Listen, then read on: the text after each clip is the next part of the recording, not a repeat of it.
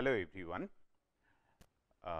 We are continuing with our discussion of thermodynamic laws and principles. Particularly, we are interested to see how these laws and principles can be employed for waste heat recovery system, for the design and analysis of waste heat recovery system. Now, so far what we have done, we have introduced first law of thermodynamics. First law of thermodynamics, how it can be applied for cycles, for a process for closed system, for a process for open system. These we have seen. We have seen second law of thermodynamics. What are the statement of second law of thermodynamics? Second law of thermodynamics, when we discuss the classical statements, now we get two very important engineering devices, that is heat engine and refrigerator. Refrigerator can also be used as a heat pump. So, these devices, what is their working principle, that we have seen from thermodynamic point of view, not from mechanical point of view, not from the mechanism point of view, but from thermodynamic point of view, what is a heat engine, what is a refrigerator and what is a heat pump, this we have seen. Then we have learnt a very important concept, which is within the purview of second law of thermodynamics, that is Carnot principle. And Carnot principle, by Carnot principle we could learn that if there are two thermal reservoirs are specified by their temperature. So, if there are two thermal reservoirs whose temperatures are known, and then if a reversible heat engine works between these thermal reservoirs, then it will have a fixed efficiency. And then the fixed efficiency, it follows from this particular statement, then the efficiency of the reversible heat engine will be dependent only on the temperature of the reservoirs. Based on this principle, one can derive a scale of temperature, which is known as thermodynamic scale of temperature or the absolute scale of temperature. And temperature in this scale we denote by a capital T.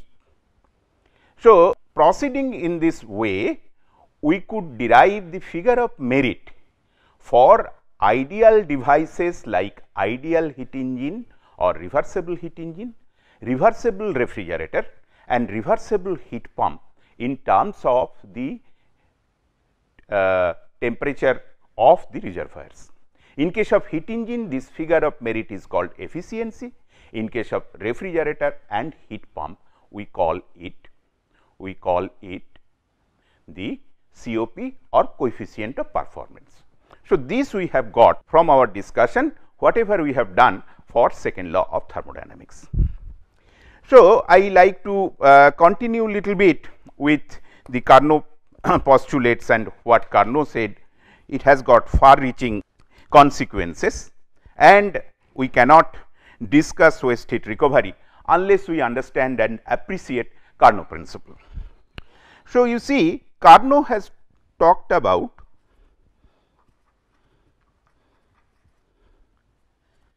reversible cycle.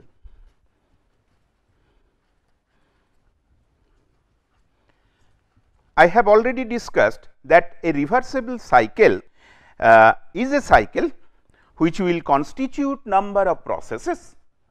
A cycle will have a series of processes taken in succession, and so that one can come back to the initial point of the cycle itself. It can be represented something like this. Let us say this is a thermodynamic plane. There are two coordinates which are thermodynamic properties x and y, and in that we can have a cycle like this. So, you see this is 1 to 2 one process, this is 2 to 3 another process, this is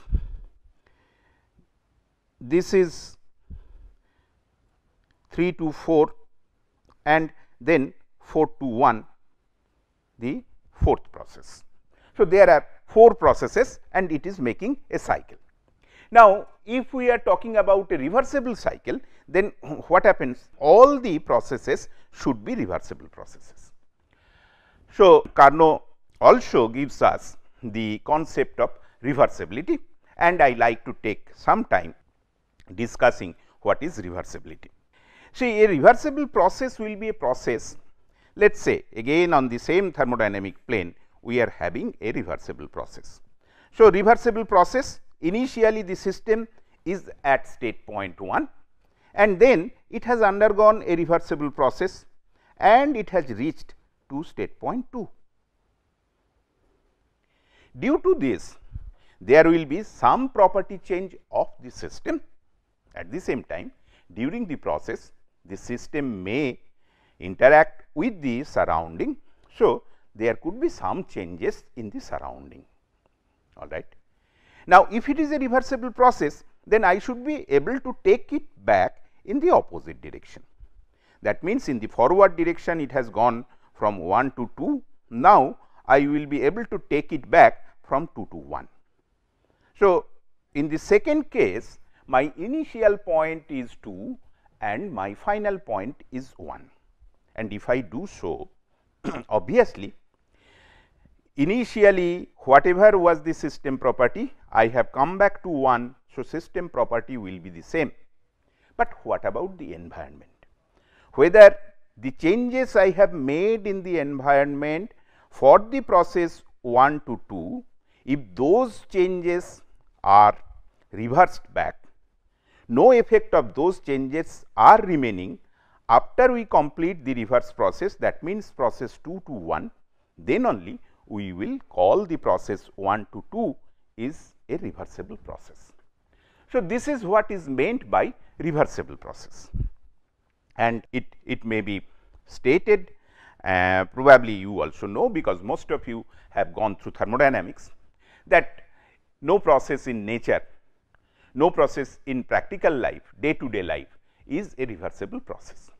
See, all the processes are irreversible processes, but for the sake of our discussion, to get some sort of an ideal condition, to know what is the best possible outcome of any energy interaction process, we can think of ideal process or reversible process.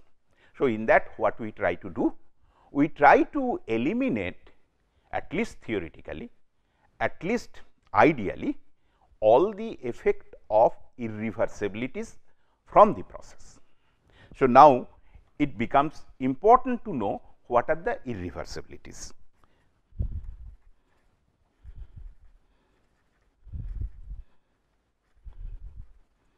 So, during a process there are many irreversibilities, because there are many dissipative action. Like when there is a motion and one solid moves over another solid, so there will be friction. So, this friction is a dissipative effect or dissipative action, due to which some amount of energy will be spent and that cannot be recovered back in useful form. That will go to some other form which cannot be reused again, or which cannot be reused again with simple means. So, this is some sort of irreversible process. So, similarly, there are effects which makes the process irreversible. Friction is one, viscosity for fluid bodies, that is another. Then mixing of two fluids, that is another. Then free expansion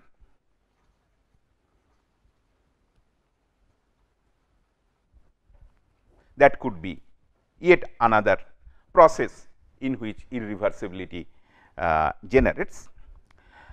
Free expansion, what is free expansion? Suppose there is a chamber which is under vacuum, and then somehow the a leak is created at the wall of the chamber. So, what will happen? The atmospheric wall atmospheric air that will rush into the chamber which was initially under vacuum.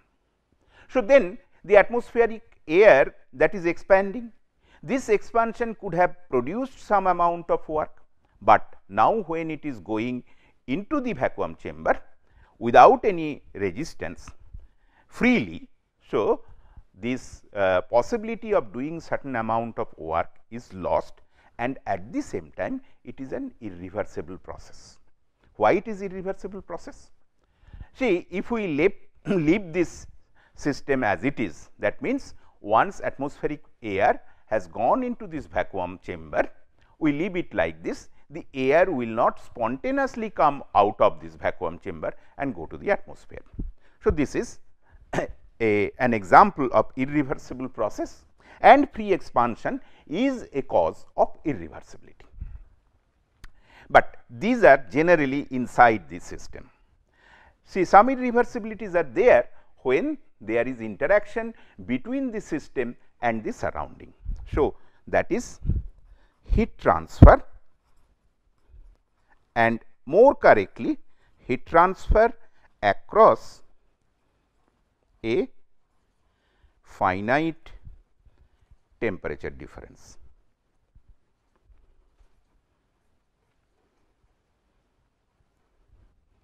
So, internally what we get generally friction, viscosity, mixing, free expansion, etc.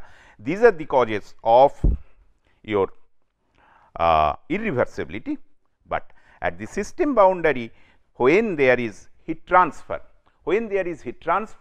and that too across a finite temperature difference, then we get another kind of irreversibility, and obviously in these cases the process is irreversible. In these cases, if the process is a part of the cycle, then the cycle is also irreversible. Okay. With these few words, now let us go ahead to see how an ideal cycle can be constituted, which is known as Carnot cycle.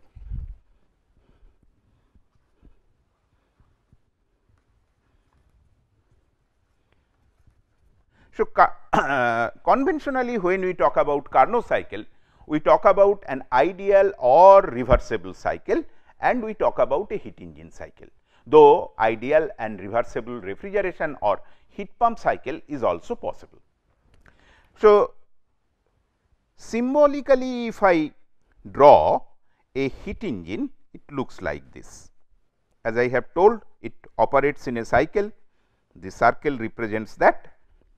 It takes Q1 amount of heat from a temperature reservoir which is at a high temperature, that is T1, and then rejects Q2 amount of heat to a reservoir which is at a low temperature, that is T2, and then it does certain amount of work which is W.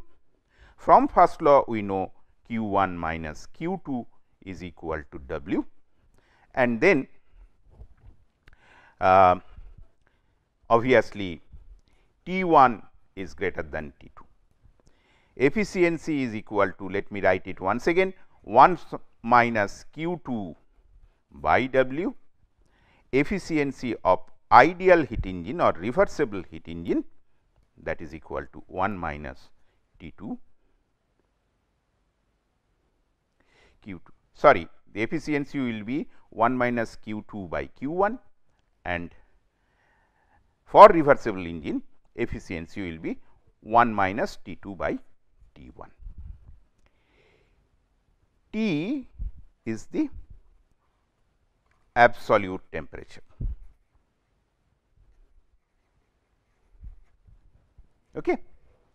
So, with this of course, we have done earlier, but with this background let us try to think that what could be the ideal cycle or Carnot cycle. So, ideal cycle or Carnot cycle, let us say we have got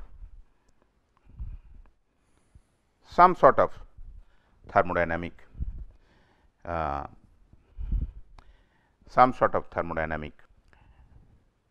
plane.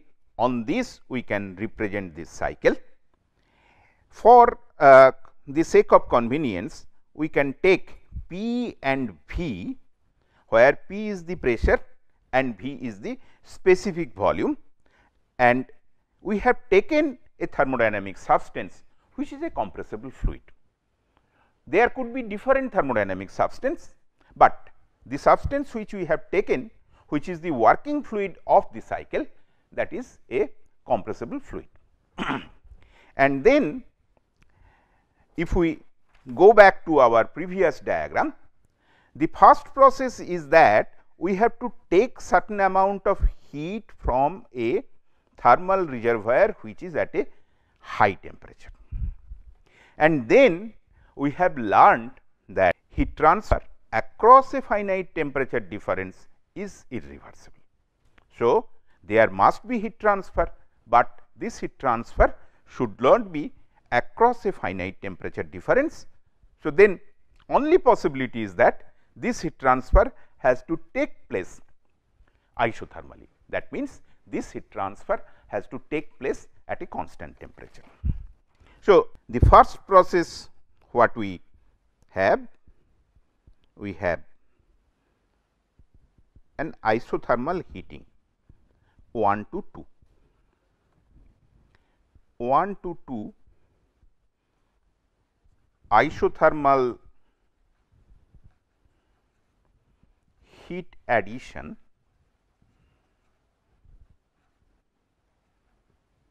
at temperature T1.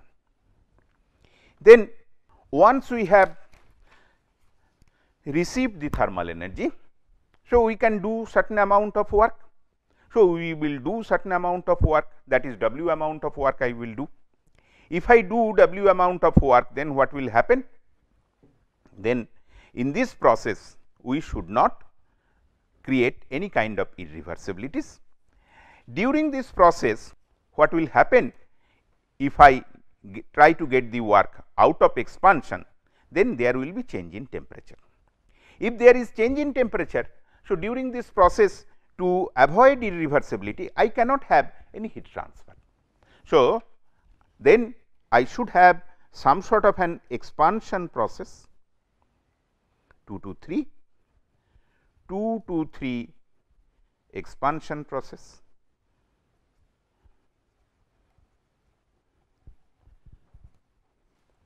but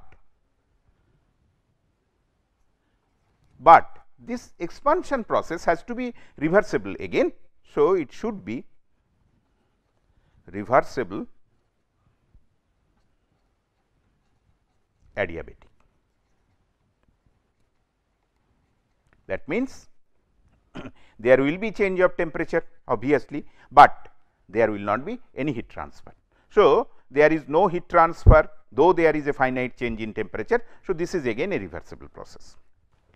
So, third thing, I have done the work, now I have to reject certain amount of heat and I have to reject this heat to a low temperature reservoir. So, if I do that, again I have to select one isothermal process, because we know that heat transfer across a finite temperature difference is irreversible. So, 3 to 4 we have reached 4 now, that will be isothermal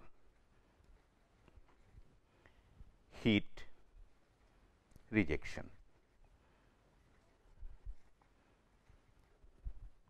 at temperature T2. So, this is at temperature T1 and this is at temperature T2.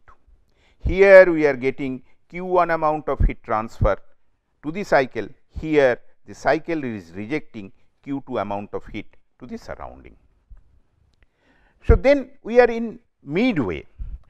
If we have to complete the cycle, we have to go back to point 1. So, there is a change in temperature T2 to T1, there is a change in temperature. So, obviously, I have to select a process which will allow me this change of temperature.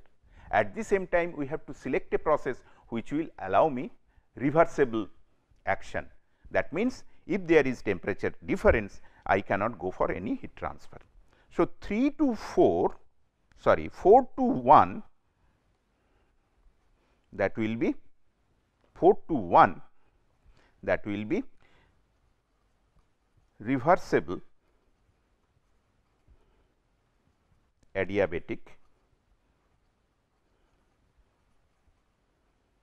compression. It is a compression process because by this process we are having some sort of elevation in temperature. So, 4 to 1 will be the reversible adiabatic compression. So, by this we will complete the cycle, which will be a reversible cycle and is known as Carnot cycle, Carnot heat engine cycle.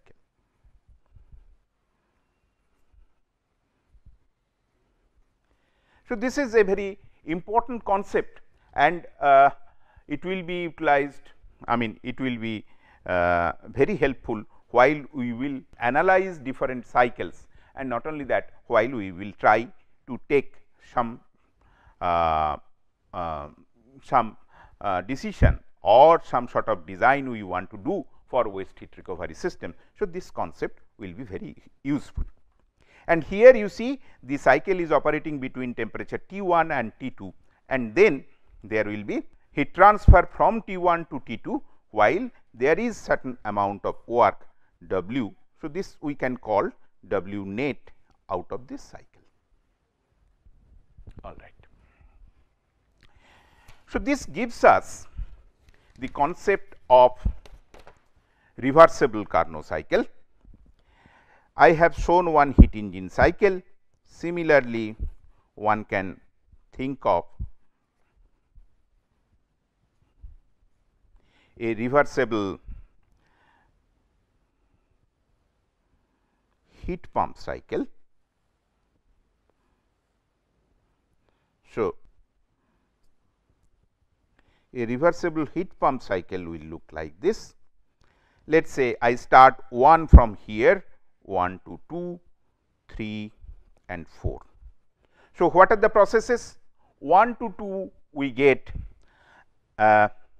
isothermal process, and then 2 to 3 it is a compression process. So, 2 to 3 is adiabatic compression process. Then again 3 to 4 there you will be another isothermal process, sorry this arrow mark will be in the opposite direction. So, 3 to 4 there will be another isothermal process, and finally, the cycle will be closed with the final process, that is 4 to 1, which is again an adiabatic process. So, by this we are getting a reversible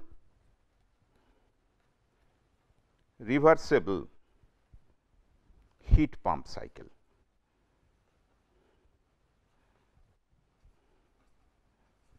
How? Again let me write 1 to 2 isothermal, 2 to 3 adiabatic,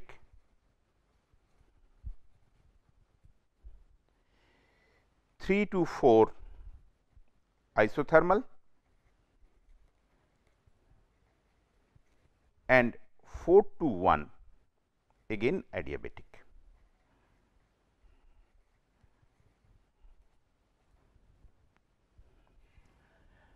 And we will have like this: Q2 heat is entering, Q1 heat is going out of the cycle, and some sort of W net that is supplied to the cycle. To run the cycle, we have to supply certain W net. So, with this we can understand how the reversible cycle both for heat engine application and heat pump application can be constituted following Carnot principle. Okay. So, this is a very good concept, and we like to proceed further with our discussion. So, let me take a small addition or rather small extension of this principle, which was developed by Carnot. So, according to Carnot's principle, what we have got that Q 1 by T 1, that is equal to Q 2 by T 2, where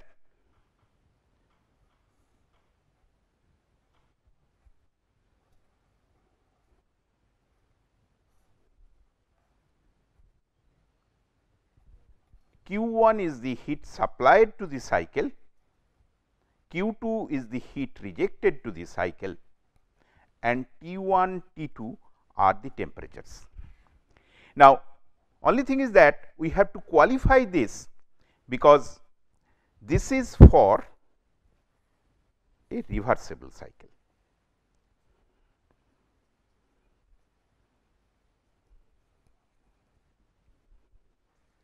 So, this is also another principle which has been given by Carnot, which is utilized for deriving the efficiency or the COP of Carnot cycle, is very useful when we try to see how the energy transfer is taking place.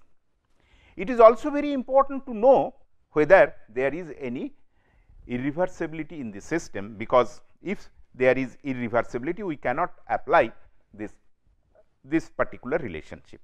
If there is reversibility, if the cycle is reversible, then we can apply this, and from the application of this principle, that is Q 1 by T 1 is equal to Q 2 by T 2, we can derive consequences which will be very useful in our practice, in our engineering practice.